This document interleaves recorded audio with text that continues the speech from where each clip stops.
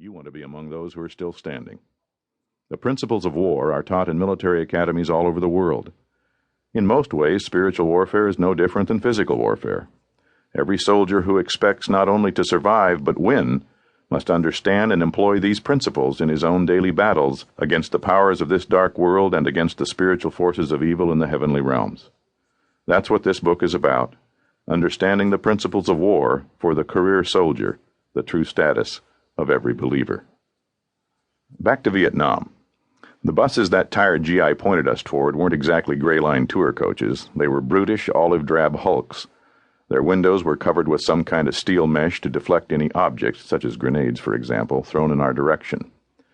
Our jet-lagged minds began to focus on the unmistakable indicators that we were in a war zone, a perimeter of multiple rows of barbed wire punctuated with sandbag bunkers and an occasional guard tower designated the secure area.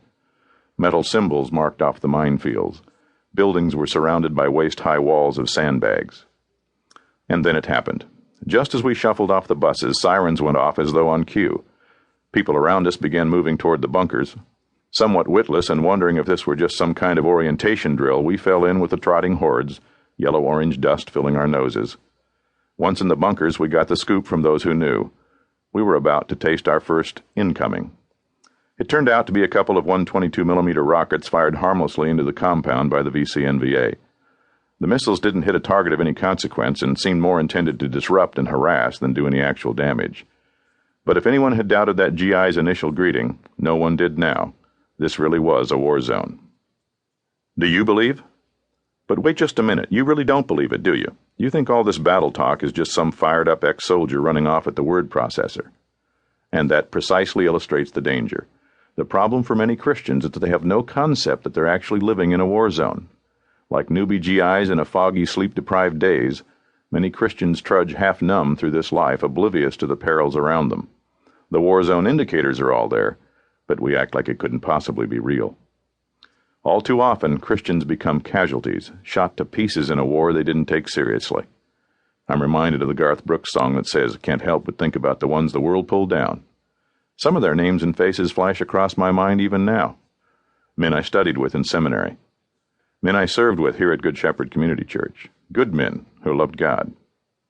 Just recently, one of the leaders in our church fell to adultery. Satan's artillery shot straight through his heart, and the shrapnel cut through the chest of a lot of others standing nearby. A wife, some wonderful children, several of us fellow pastors, a bunch of friends, and really the whole church family. Like so many others, he became battle-fatigued and dropped his guard. And the enemy picked him off. It's happened to way too many over the years. And I never seem to see these good people in formation anymore. They're too wounded to fight, too shamed to care.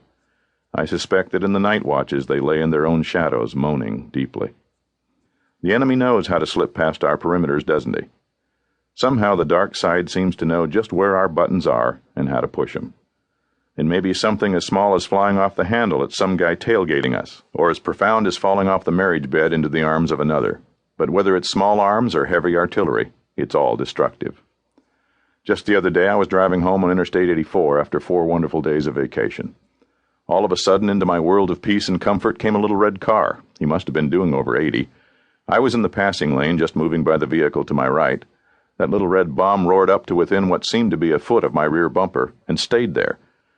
It felt like he'd attached his radiator to my tailpipe as though we were engaged in some kind of mid-flight refueling exercise. He just parked on my rear bumper, riding my tail, and acting like the road was his. And in that instant, something in me wanted to do battle. Just that quickly, hot anger seared through my veins, and there was a war brewing. Somehow I managed to choke back the strong desire to retaliate. I fought off an almost overwhelming urge to do battle, and down the road a ways after my pulse had slowed a bit, I patted myself on the head for being a good boy. Oh, but it was close. As we drove down the road that day, my mind continued to wander through the atlas of spiritual warfare all around us. I thought about Kosovo and the hundreds of thousands of displaced, disoriented people. Children unable to speak and looking lost. Distraught mothers, their faces contorted by pain. Grown men unable to stop weeping. I thought of the Jewish Holocaust and Stalin's purges and the rape of Nanking and 2 world wars and Korea and, yes, Vietnam. And that's just 1 century. The injustice is staggering. And then there was my friend's little girl. Recently, a fellow pastor in another city faced a battle the likes of which I hope I never know.